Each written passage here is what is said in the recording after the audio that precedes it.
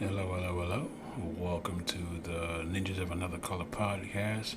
Rate us, review us, subscribe to us, give us 5 stars on Google. We're now on YouTube at 365, 366 Media. Check us out. And let's get it started. By the power of Grayskull.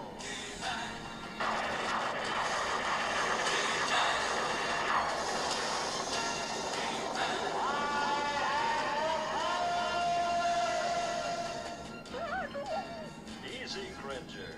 It's me, Adam.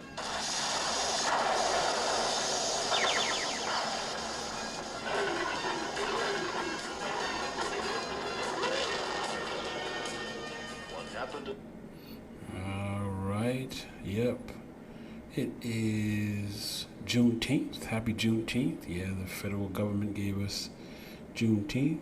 Ain't nothing special, but we want voting, but that's for another podcast. And this is Father's Day weekend. Hope everyone celebrates it merry with your kids, baby mamas, wives, whatever you got to do, make it possible.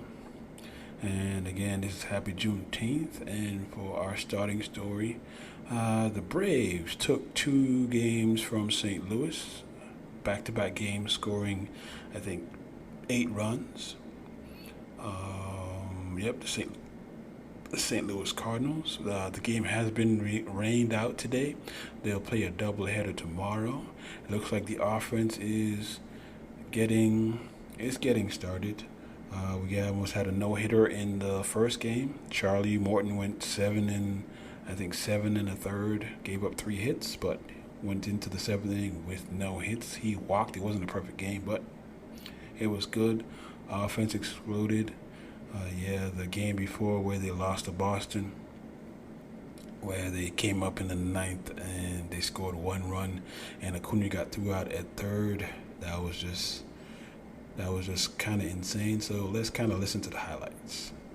For the home side, last assignment was Saturday at Miami. 6 innings of work, allowed 3 earned runs on 5 hits, struck out 4 and walked 2. If you take Free's first 3 starts out of his line, and I know that's this ifs and buts being candy and nuts, I get that, but if you do it, he's been really impressive this year. Tommy Edman ready to go to work for St. Louis. Tonight's Edman has a base hit into left field, maybe more. Almonte's got to get there in a hurry. Tommy can run on his way into second base with a leadoff double. To a fine start tonight. Here's Dylan Carlson now, hitless yesterday. The Cardinals would really love to translate that leadoff double into an early run after being shut out yesterday. Jam shot on a fastball on the ground for Riley, and there is a well-earned first out of the game from Max Fried as Edman takes third. Paul Goldschmidt has had 17 opportunities with a runner at third and less than 2 out, and he's gotten him in 8 times this year. It's a ground ball for Riley, who will concede the run for the out. The RBI to Goldschmidt. It's 1-0 St. Louis. So here's Arenado now with a run and 2 away. And he chased a breaking ball in the dirt. Now they do it in the St. Louis half of the first. Carlos Martinez inherits a 1-0 lead before he even settles in to begin his night. Some nights he'll look like Bob Gibson, and other nights he looks like another kind of Gibson. I mean, it's feast or famine with him. Ronald Acuna Jr. leads things off for Atlanta, and that one actually got away from him and hit Acuna. Hit batsman opens up the ball game, and that's something that's happened with Martinez on the mound more often than not. Freddie Freeman on the first pitch into the opposite field, handled at the wall by Tyler O'Neill. Martinez gets him on a fly ball in his first try tonight. Now it's Ozzie Albies. Acuna's running. Pitch is taken outside. Throw to second is in time to get him. And there's the Hall of Famer at work. See him get out of the chute in a hurry, accurate throw, and DeYoung with a nice sweep tag. Albies has been terrific at home as Albies strokes that one just inside the line in left field. Ozzie on his way to second with a 2-out double. 35 extra base hits for Ozzie Albies. Here's Abraham Almonte now. The 3-2 for Martinez, and he misses with a changeup. Boy, he thought he had him. It might come as a bit of a surprise to learn that Austin Riley has been as productive as he's been. There's a line shot out to right field for Austin Riley. Albies scores. Just like that, we're back to even as Atlanta has answered in their half of the first. 1-2 to Swanson with 2 runners aboard to run in. And he gets hits him on the slider. William Contreras will lead things off for the Braves. Bottom of the second in a 1-1 game. First pitch is socked to left and deep. Way back. That ball is out of here. William Contreras has gotten hot with a first pitch homer against Martinez to make it 2-1 Atlanta. And there's ball 4 to Acuna. Acuna runs and the throwdown's not in time. So what an interesting little battle we've got here between Yadi Molina and Ronald Acuna Jr. They're now 1-for-1 against each other. Freddie's had really good days against Carlos Martinez in his career. And a base hit for Freeman. Acuna taking the turn. Throw to the plate is cut. Freeman safe at second. I think the throw made it all the way through, but that was Molina who just opted to go right back to second base instead of trying for the play at the plate. One step back and make that sweep tag with the glove, and he's got it out. Yeah, I'm surprised at that. So is Martinez. I mean, he's pointing at home plate, saying, well, why did you do that? 3-1 Atlanta. Now Albies, who doubled and scored back in the first. Albies swings and sends a ball to deep right, and that one is gone. On top of the job. Wow! Ozzie Albies knew as soon as he made contact that that ball was going to fly. And the Braves already have 5 runs. Not sure how much longer the Cardinals are going to be able to avoid going to the bullpen. Martinez just has not been sharp tonight. And here come the Braves once again in the 4th inning. Ozzie Albies with a fly ball the other way that drops in. Boy, it is really Ozzie's night. Acuna scores. Throw to third is not in time. Throw to second is in time to get Albies. What they're looking at is whether or not Albies was safe at second base. So it's the Braves that actually called for the appeal. Ball's overturned. Albies is safe. So the fire good and hot here. A run in, nobody out. Looks like Mike Schultz has finally seen enough. Jake Woodford, who had been up a couple of times, is ready to go. Faces Abraham Almonte. Runners at second and third. And Almonte shoots that into left. Freeman scores easily. 7-1 Braves. Runners at the corners with 2 runs in, nobody out for Austin Riley. Sends a drive out to right. Carlson camps under it to make the catch. That's going to tag and score Albies with a 3rd run of the inning. Only Brave that has not been on base tonight so far is pitcher Max Fried. We'll try to rectify that here with his 3rd plate appearance. Ball 4, lost him with a bases loaded walk. I think they batted around with 3 dug in. Yeah. And now the Cardinals are just getting battered around. I think the next thing coming is the mercy rule. Ground ball to third as Arenado takes care of him to put a merciful end to a very long inning. Max Fried, the beneficiary of all the support. The 0-2 home to O'Neill first of all. And a breaking ball is called for a strike 3. Boy, that's have to give a few calls from the St. Louis dugout. Here's Paul DeYoung now. That ball literally squirted out of Fried's hands, and Young can't hold on. Max Fried back to work, back with his 8-run lead in tow. He has been dominant tonight and takes care of Paul Goldschmidt with a swing and a miss. Ball and 2 strikes to Nolan Arenado. Got him on the gas. Big time velocity here in the 7th inning for Max Fried. That's as firm as he's thrown a fastball all night. Oh, there's a breaking ball that gets hold of. However, they got a man there. That's Almonte to retire the side. 7 strong innings from Max Fried. Well, this might be the final opportunity for Ozzie Albies and a 6th triple of the year. If he does cash in on that 3-base hit, it would mean he'd hit for the cycle. Into right, Blaine Thomas calls everybody off to retire the side. 9-1 advantage. And that sets up Jacob Webb to try to close down business at home tonight. The Cardinals are down to their final out tonight. Thomas sends a drive out to the left. And that's how the night ends. Abraham Almonte gathers it in. And the Braves have made it 2 in a row to start this 4-gamer. Yeah, I don't like the national broadcast because I like how, I guess, what's the name? Skip Carey? Yeah, Skip Carey, how Skip Carey does it. I don't know why, but let's listen to Ozzie's home run. Check this out. But now you've got Ozzie up there with Freeman in scoring position, and he unloads. Deep right field. Chop house. Here we come. So is it Jekyll or is it Hyde? Either way, this is not the kind of start the Cardinals wanted from Carl. in high gear. They lead at 5-1. And that's what he's stuck at. You throw a 93 to Contreras chip with movement, it gets hit out, you miss response. So what do now? You overthrow and try to come with 96.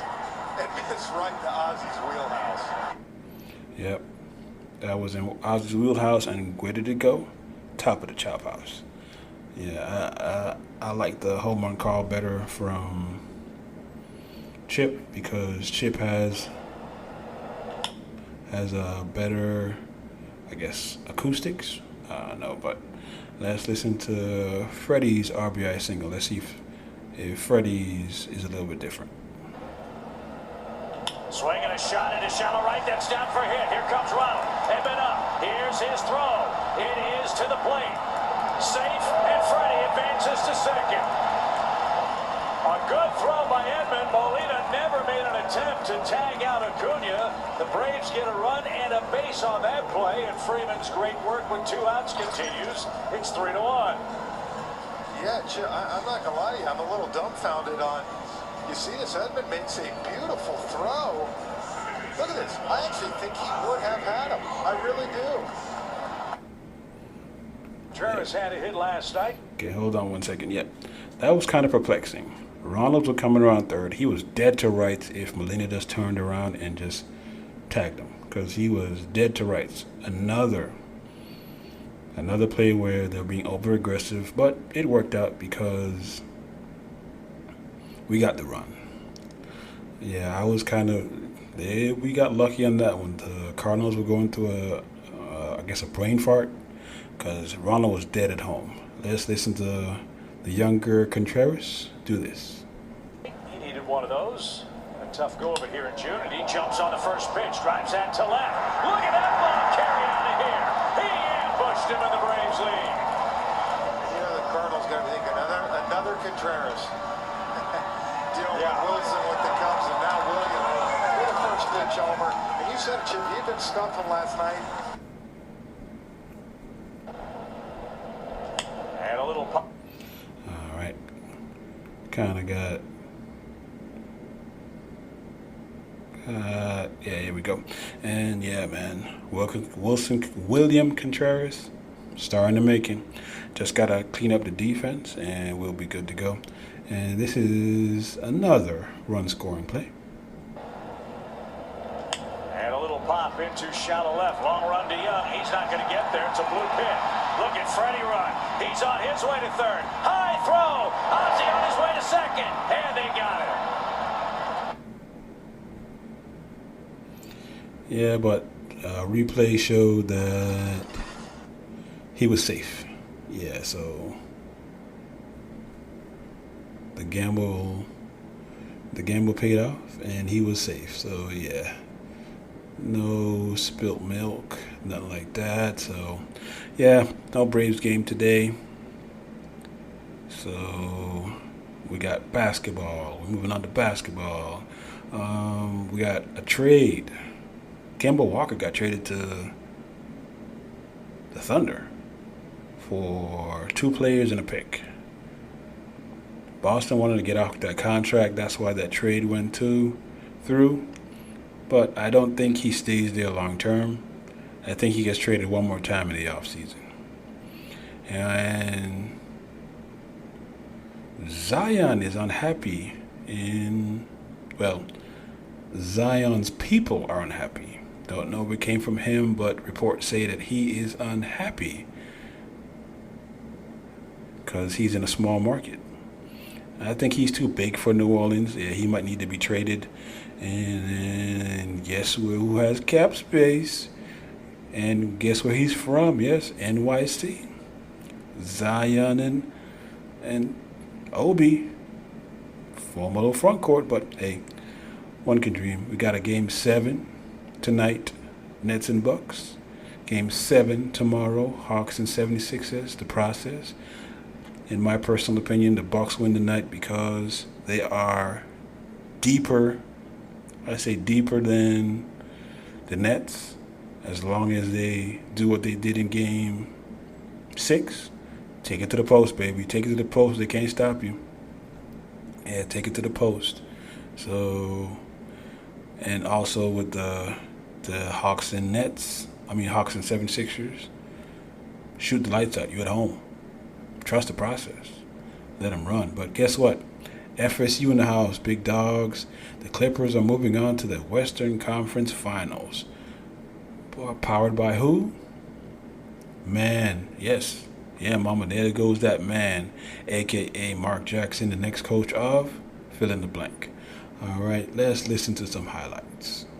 Performance from Paul George the other night in Game 5. He misses his first shot. Donovan Mitchell to drive and scores a two-point shot. 67% of their shots were from three. Terrance Man connects on a three.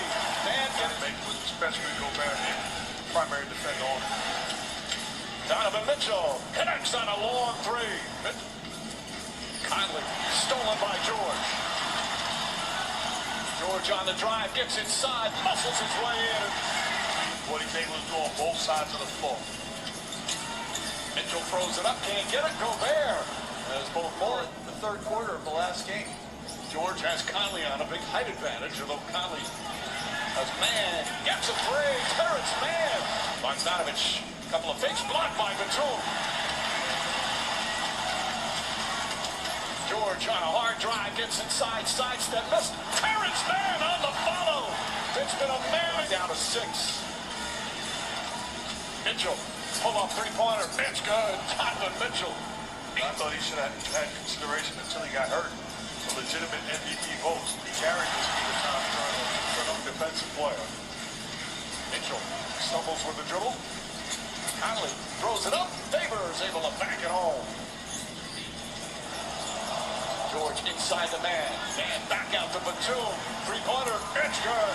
Nick Batum from downtown. With Paul George being trapped, get rid of the basketball and make the proper decision. Oh, beautiful Euro step. Donovan Mitchell. Let's say, oh, he's hobbled. The ankle is not right. He's fine. Batum off the steal and the finish. Mitchell on the drive. Gets inside. Kicks it out. Royce O'Neal. Got it. Another three-pointer. There's just a shot. Here comes Mitchell. Mitchell trying to draw a foul. He does. Shot's good and long. Chance for a 4-point play. Finish. Batum to George. George to Morris. Three-pointer. Got it. He has a chance to pass Jerry Sloan for number 1. Clarkson. Jumper's good. The NBA 6-1 with this organization. Well, we've got 2 excellent young coaches in this series as Paul George steps back, knocks down the 3. He's got 12 points. Clarkson, no hesitation, shot blocked by Batum, his second rejection. Boy, capable of exploding. Bad pass that time from Conley. Rondo throws it ahead, Batum. Alley-oop to Man!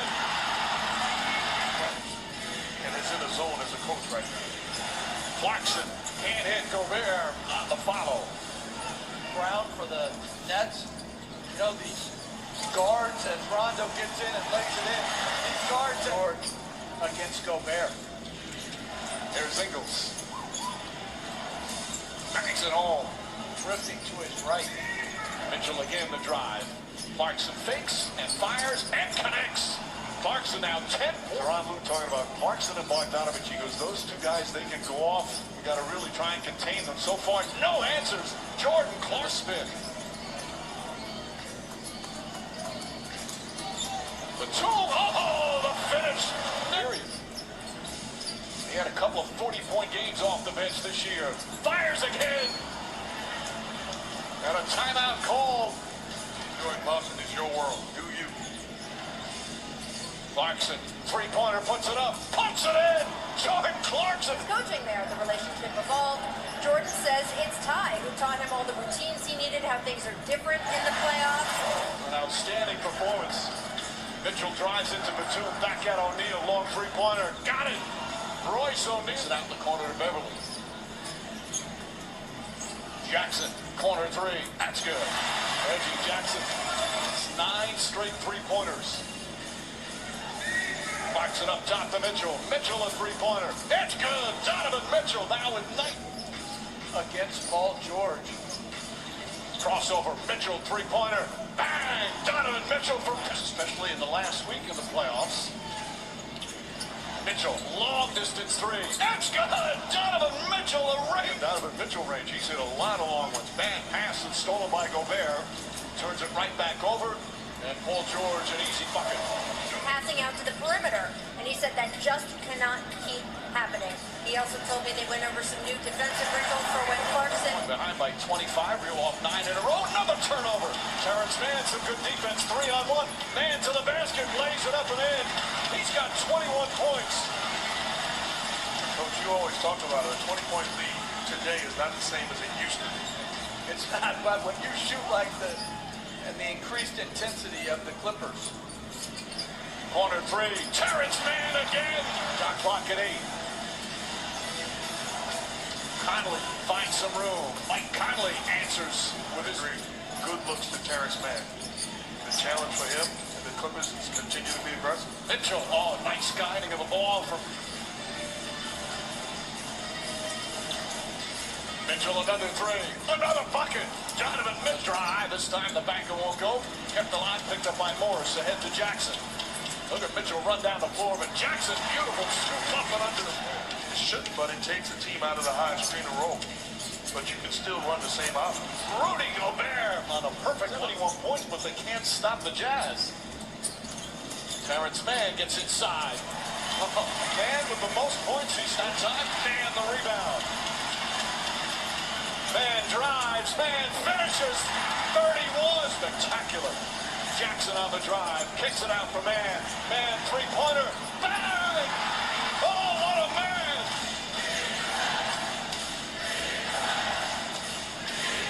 O'Neal on the drive. Throws it down. There's an emphatic end.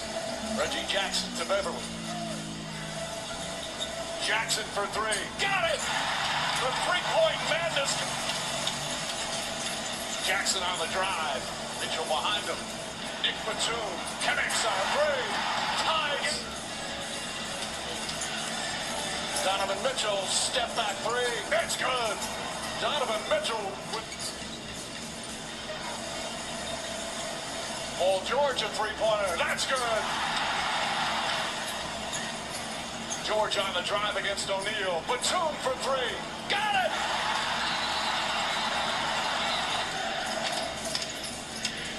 Donovan Mitchell back up top. Bogdanovich a three-pointer. That's good. Boy. George guarded by Clarkson. Rises up high. Arcing shot is good. 23 points, 8 rebounds. Paul George, three. Rebound Jackson. Beautiful pass and Man lays it in. George to drive. Back out Batum. Terrance Man for three.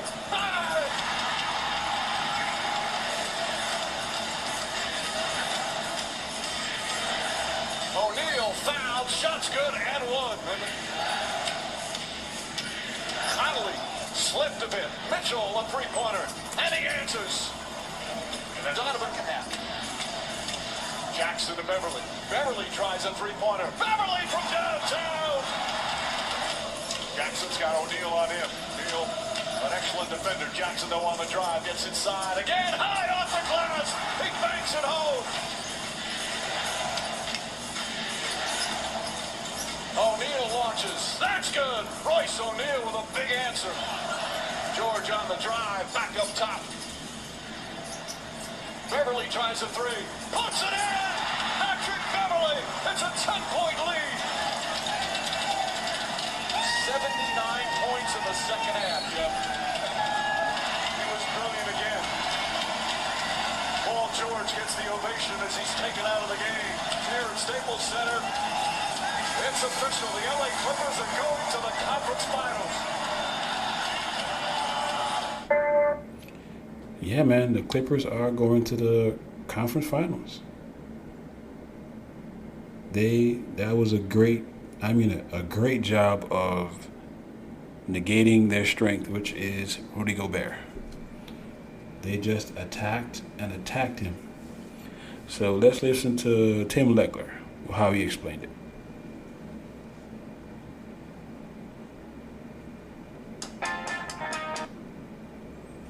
Yeah, in a minute. Yeah, it's just crazy that they negated him 2 years in a row where they negated Rudy Gobert.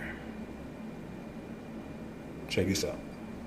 Man, when you got something like this to try to sort out, and you hear Quinn Snyder just in astonishment talk about 75% shooting from 3.5. Look, we know that's not sustainable, but the Clips didn't have to sustain it. They won because of it. How did this all go wrong for Utah, up 75-50, and they lose the game? Yeah, look, you've heard a lot about it already from Jeff Van Gundy, Quinn Snyder there. They're hitting on the right things. I think what it comes down to is they used their natural instincts of Rudy Gobert as a rim protector against him. And I get it. You're going to leave him on the floor initially, Scott, but when it gets to the point that you are giving up this many uncontested threes to a team that clearly now is feeling, and I don't care who Terrance Man is prior to tonight or what you think he is, if you're Quinn Snyder, he absolutely turned into something else in the third quarter. And now you have to really make a strong consideration to get Rudy Gobert off the floor. I just think that that's the answer. He's not hurting you at all on the other end. He's not giving you production offensively to justify how difficult it was for him to do his job on the other end of the floor. They had 5 3-point shooters on the court the entire half. At some point, after Terrance Mann, gets up to about 10, 12 points in that third quarter, and he's pushing 30 for the game, I just think it's time where you say, you know what, I'm going to go with 5 perimeter players myself. And actually, by the way, one of those guys probably shouldn't have been Mike Conley either. He just didn't have it tonight. You've got Ingles on the bench, you've got Clarkson.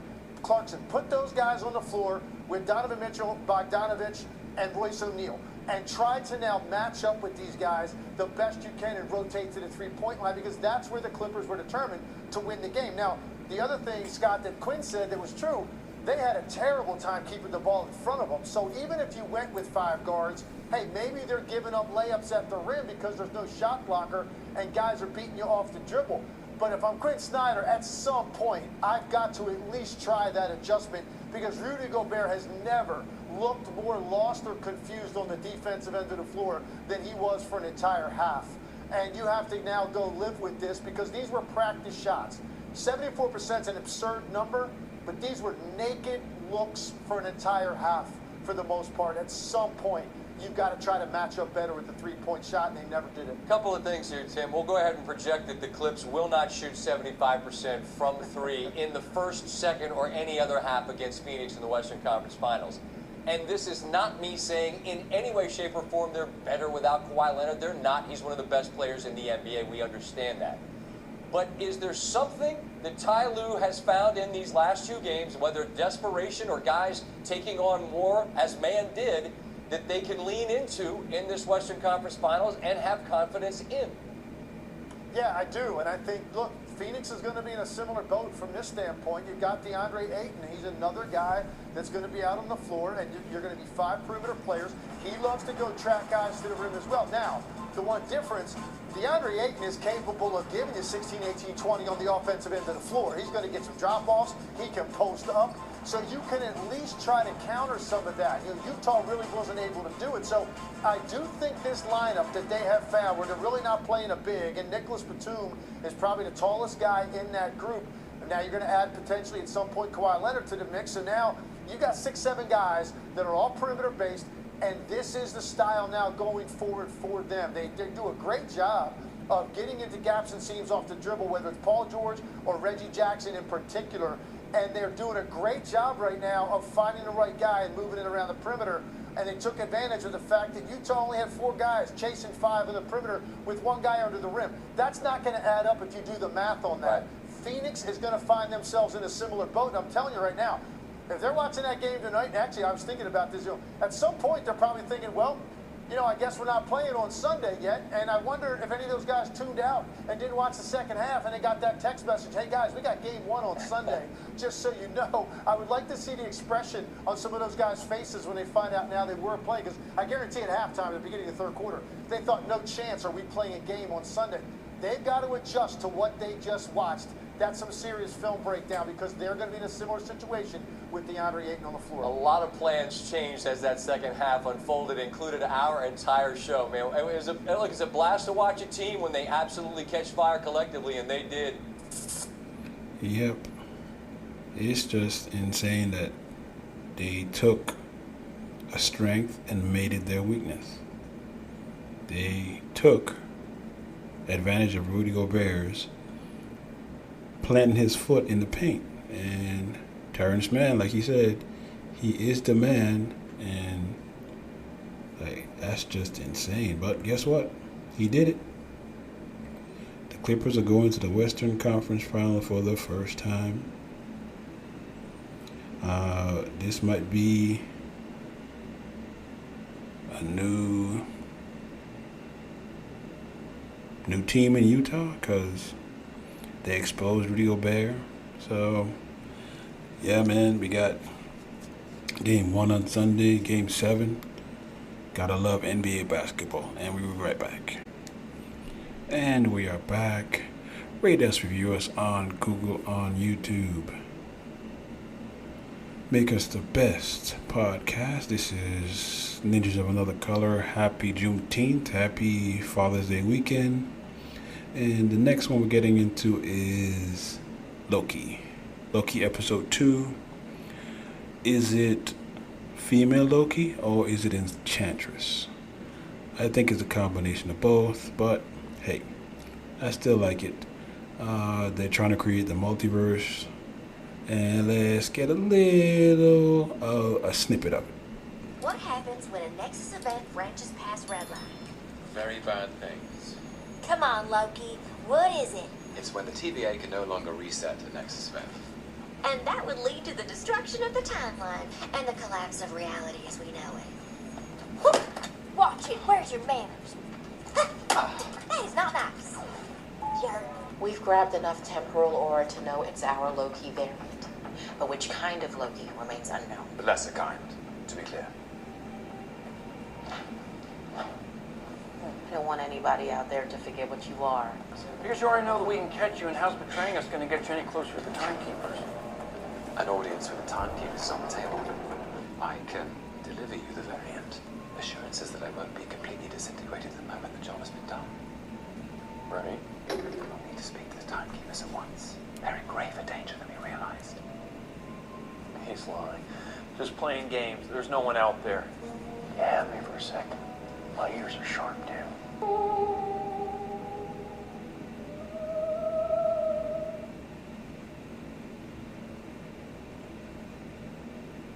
The timekeepers are monitoring every aspect of this case. I've never seen them so involved. They want that variant caught. And this is the last chance you're going to get with this Loki. This must be from that analyst you keep on the side. Stay focused. Knows you're a trickster, and then many of your tricks can come from exploiting the fact that you know that they know. Just shut up, please. You didn't like to talk. Remember him? Now I'm stuck with this guy. I won't stop yakking away about what makes a Loki tick. Wait, this is the final step, your last chance. What is my desperate last chance required? Work. Work. And stole their reset charge as well.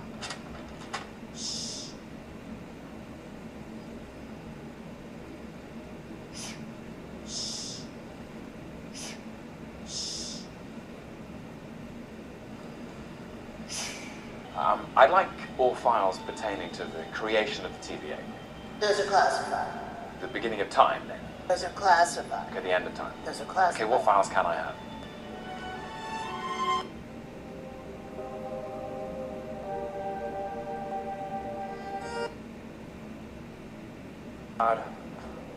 You. Nice to see you. Come, I just need this for a second. If everything and everyone around you is destined for imminent destruction, then nothing that I say or do will matter, because the timeline's not going to run. Take me to a real apocalypse. I'll show you. I'd never stab anyone in the back. You've literally stabbed people in the back like 50 times. I'd never do it again. Oh, come on. It's cool. It's just not in good taste. I'm all going to die anyway. Morituri estis. Nothing has any consequence. Zero variant energy, no branching in the timeline. If it were me, this is where I would hide. 3 magic lizards created the TVA. Who created you, Loki? A frost giant of Jotunheim. And who raised you? Odin of Asgard. Asgard. Mystical realm, frost giants. Listen to yourself. If nothing makes any sense, so we try to make some sense of it. You and I, here at the TVA, we're the only ones who are actually free. No more Nexus events, just order. No chaos. It sounds boring. That trusting this man is not a good idea. You just uncovered a massive hole in our security, right? That's what concerns me. There's not much I can do if it doesn't work out. Come on, just please. Absolutely not. Gather round for a briefing. Rock, so keep an eye out for the missing charges. And if you see a Loki, prune it. The bad Loki. The hell was that? Using magic to dry my clothes. I, for one, am glad we're getting to spend this time in Ireland. I'm really saying I think we're off on the wrong one. What are you doing? Shopping for plants. In this storm. Hurricane sale. Azaleas are half off. Could that be you? Me, I presume. If anyone's anyone, you're me. Hi, are you guys looking for the disaster shelter? No. Oh, bless. I'm going to overthrow the timekeepers. I could use a qualified lieutenant. Loki. Don't call me that. You can call me Randy. God, now I understand why Thor found this so annoying. What did you give him? The timekeepers, where they are. I gave it away how to find them. Lure us all here so you could blow the place up. Looks like your favorite Loki betrayed you, Mobius. This isn't about you.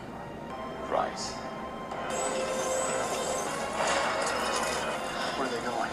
Like somebody just bombed the sacred timeline.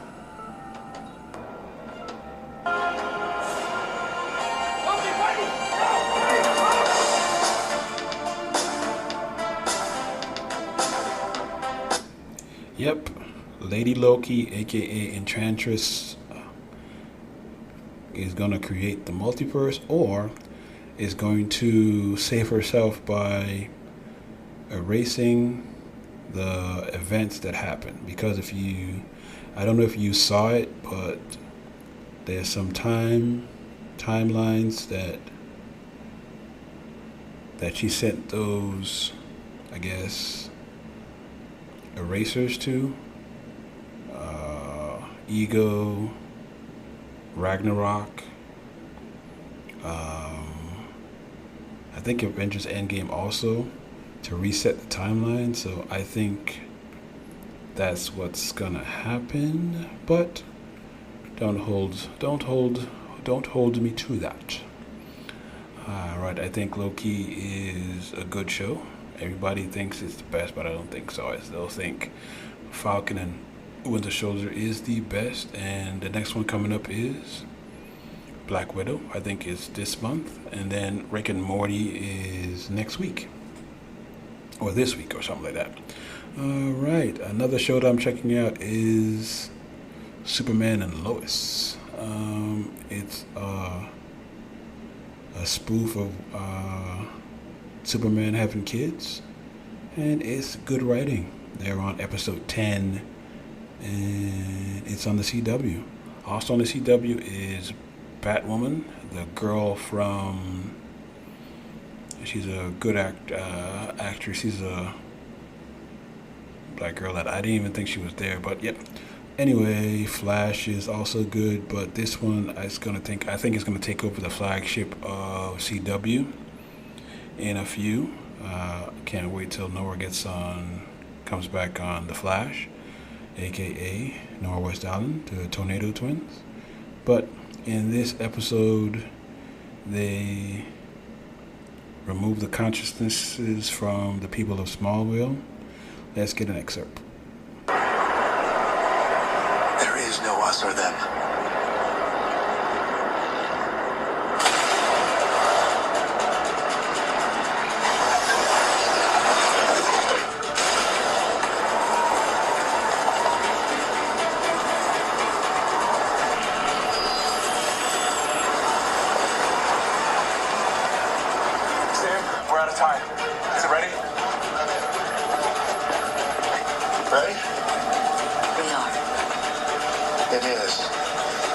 For that energy source part. We don't have anything strong enough here. Yes, we do. Me. What? I'll release all my energy at once. Create a solar flare. It'll be enough. And you'll be out of commission for days. I can't let you do this. You don't have a choice. Superman. Sam, we're out of time. Get everyone out. I'm coming in. And so are they. Everyone out! Go! Now! Go! Out! Now! Go! Go! Go!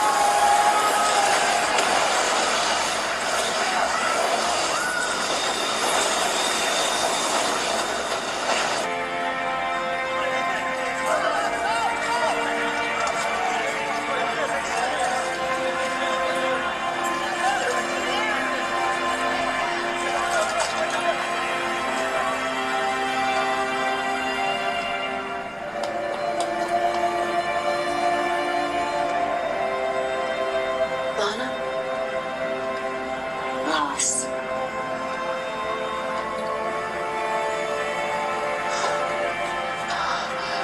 There's no sign of Dad either. Where is he?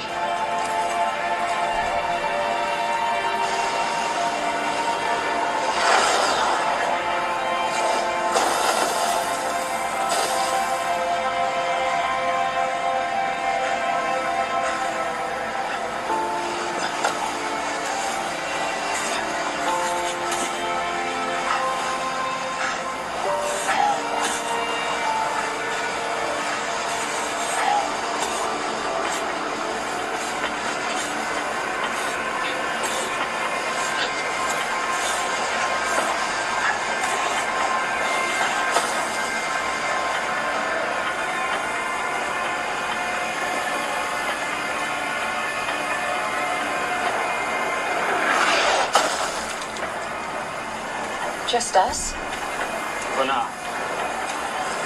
But all is not lost.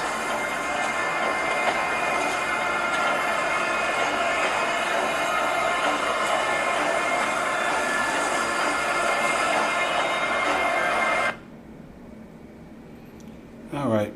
In this episode, we find out that Superman has a brother. His mother was assigned a mate. They procreated by what? I think the old way in Krypton, where they just artificially inseminated and they got cloned. But this was a great writing tool that the writers at DC did. I think they should do the movies, but that's just me. But yeah, we found out that Superman has a brother. Old brother hanging out there. But yeah, it was good writing. It was a good show. And I think it will have a second season because I think The Flash is going away soon. I think next season is going to be the last season of Flash, and Superman and Lois will take over as the flagship of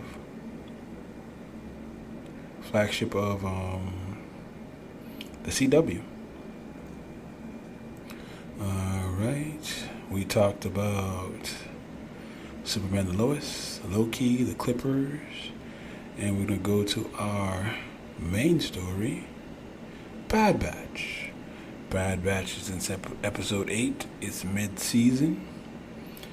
I think this one is called Reunion, and this is where they united with Crosshair, and this shows the depth of how they pitted against each other. We're halfway there, and I think we have a cameo that everybody liked, and let's check this out. It's Clone Force 99. It would be most beneficial to have them returned alive. Terminate them. That's how you disassemble a thermal explosive. There's tons of live ordnance buried in the shipyard. If you trip one, you need to know how to disable it. But I only watched you 10 once. seconds till we're both gone. 10. The conductor fits the coil expander. This connects to the transmitter and... I don't know which way to cut next. 2, 1. Too late! Run for it! It's a smoke bomb! Think I'd let you train with a live explosive? In our present situation, we need money, and we have a chance to make a lot of it right here. My scans indicate the armory and artillery bay have not been fully offloaded. We're soldiers, not arms smugglers. We're presented with an opportunity here. We have to take it. Oh, come here, beautiful. Can you show me how to arm that? This one's all mine. If we'd left with Rex, we wouldn't have to owe Sid at all. He's on a different path than us. We're soldiers. What other path is there? Hunter, we've got company. As long as one of these bounty hunters deliver the young clone intact, that is all that should concern us. It's Crosshair, all right. I'm not going out that way. So predictable. Nice to see you too, Crosshair. Wake up. You're being controlled by an inhibitor chip. Remember what I told you in the brick? You can't help it. Aim for the kid. We'll drop you. What?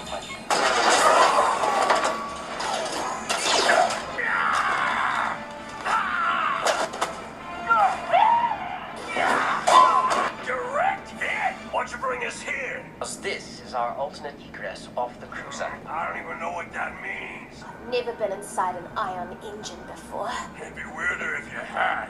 Sounds like the engine's coming online. Engines can be activated. Crosshair wouldn't do that, would he? What about Plant 7? Plant 7 has nothing to do with this situation whatsoever. Get down!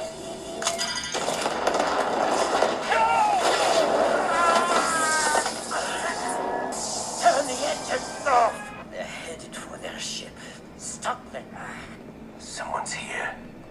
I've taken down so many clones over the years. You're in trouble now. She's not going anywhere. Oh, my booster! Hunter! Hunter! Sorry, little lady. Get me on the shuttle.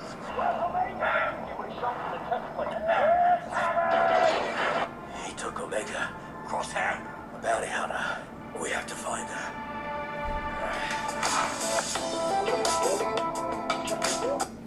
Yep, that's episode 8. Cat Bane made a cameo. For those who don't know who Cat Bane is, Cat Bane is one of the best bounty hunters in Clone Wars history. He's not as good as the Fett, but he's close. He's close to the Fett, but